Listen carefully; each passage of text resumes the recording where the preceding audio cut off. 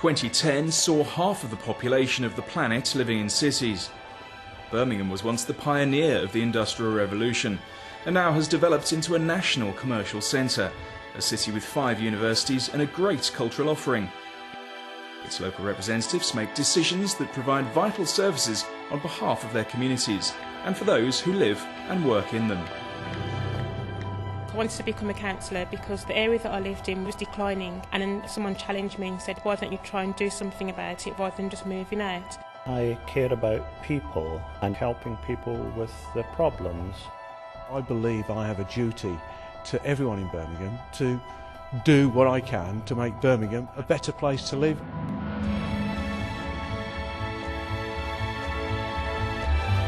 It's vitally important that we have a schedule of events that will cater for their needs. I walk into my house, I press a button and the lights come on. The only thing we ever see in the press is when small things get misinterpreted. But what a great shame. I'd love to have brought a briefcase of new £50 notes to the Cabinet member.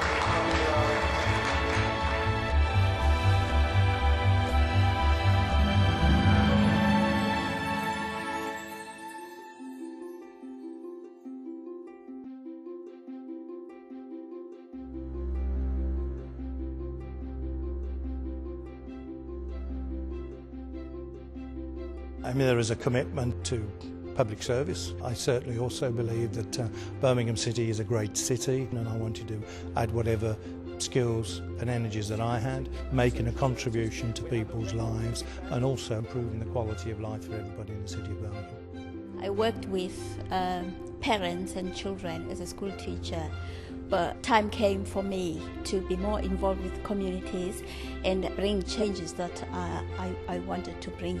Got involved in local politics because I was concerned about my local community, and I think that's how most start off. Today is the meeting of the full City Council. Birmingham is the largest local authority in Europe. This is an important occasion.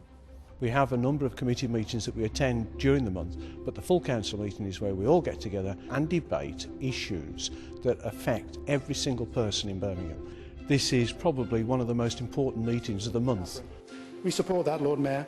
All politicians of all political parties are invited here to debate, and as the leader of the City of Birmingham, my role is to answer any oral question, to give full transparency to our decision making. That still is our determination. And it's local government at its very best. People working within their communities, their villages, and then coming into a political structure, using what influence they can to look after everybody in their wards, and then in the full council articulating those cares.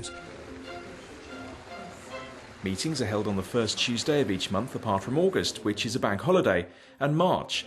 There are 2 council meetings in February. The second is devoted to setting the annual budget of the council and to deal with the council plan. Papers for the council meeting are required to be distributed to all councillors and include the standard agenda and time limits, along with standing orders which include procedures relating to the meeting, such as conduct of debate and voting on motions and amendments. Councillor, you need to address your remarks through the chair, please, if you would. Every councillor is expected to sign in, that's registration to show that they've turned up today. And at each council meeting we have what we call Councillors' Marketplace. The marketplace differs every month as various issues are brought to the attention of councillors by local people and organisations.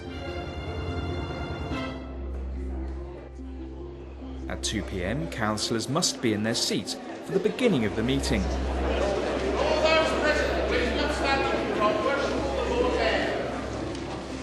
When the meeting starts, there'll be somebody who carries in the mace, and it's a large staff, and they'll put it at the front of the council chamber, and then we all nod to the mace to show respect for the Lord Mayor and show respect for the meeting, so we've got respect for our fellow councillors and for that meeting that's going on. Please be seated. It is a very important event, and it's held in these magnificent municipal buildings. Architects always tell us that buildings make statements, but the statement they make to me is how the Victorians and Edwardians valued the democratic process and how much they sought to make the most of it. Legal, governance and procedural advice is given to the Lord Mayor by the Corporate Director of Governance, who sits on his left. To his left sits the Chief Executive and the committee clerk. To the right of the Lord Mayor is the Deputy Lord Mayor and the podium for presenting members. We can bring collections relating to that here to Birmingham. When elected, councillors are allocated a specific seat in the chamber. The Labour group occupies seats to the left of the Lord Mayor, the Conservatives to the right, with Liberal Democrats and other parties in the centre. The media have a press table at the front, and members of the public are also welcome to view from the public gallery at the back of the chamber. Are there any nominations? All debate is through the Lord Mayor as a sign of respect to the authority of the Lord Mayor's office. The Lord Mayor is impartial, and whilst he or she may give a casting vote, has complete freedom in doing so. He or she may decline to use a casting vote if an affirmative vote is not required urgently, and there is an opportunity to consider the matter again later. However, if a decision does need to be reached and a casting vote is required, the Lord Mayor will deploy it as he or she sees to be in the best interests of the council. Is that agreed? It's a great privilege to chair the meetings of the full City Council and to have the support of your colleagues in so doing, because you get to be elected at the annual general meeting by the whole City Council, who are placing their confidence in you to conduct the proceedings in a fair and completely non-partisan manner. The mover of a motion has up to 10 minutes to speak, a seconder has 5 minutes, and a right of reply is given to the mover for 10 minutes. Each council meeting commences with the minutes, which are a record of the previous meeting, and also important Lord Mayor's announcements that highlight major successes for the City Council. Yeah, thank you. Thank you, Lord Mayor. Thank you. Yes, don't block it. Councillor Shah. Thank you, Lord Mayor. I've got two petitions. Petitions are an important part of the democracy. Elected members raise petitions from their constituents for consideration by the council. The petition is not debated but simply referred to the relevant chief officer for consideration and action. Is that seconded? Agreed? 2:30 p.m. Question time is limited to 30 minutes, although this can be extended if the council agrees. This is an opportunity for the opposition members to hold the ruling administration to account. That is the extent to which this City Council lowered the expectations of consultation. 2:55 p.m.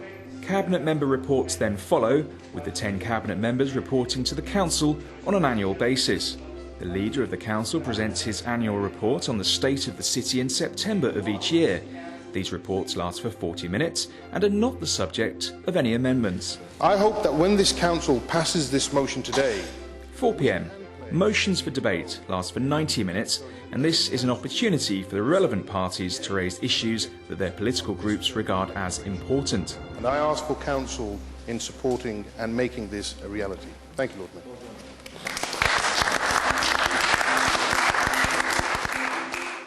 5:30 p.m. A break for refreshments provides the opportunity to have some food and relax after the challenges of the afternoon's debate. After the break, there's an opportunity for any relevant reports from the Executive and the Regulatory Committees to be considered. If a member wishes to raise an issue that he or she could not raise prior to the papers being sent out, then there is an allocated time at the end called Issues of the Day. These have now become rare, but the opportunity still exists if the relevant requirements are met.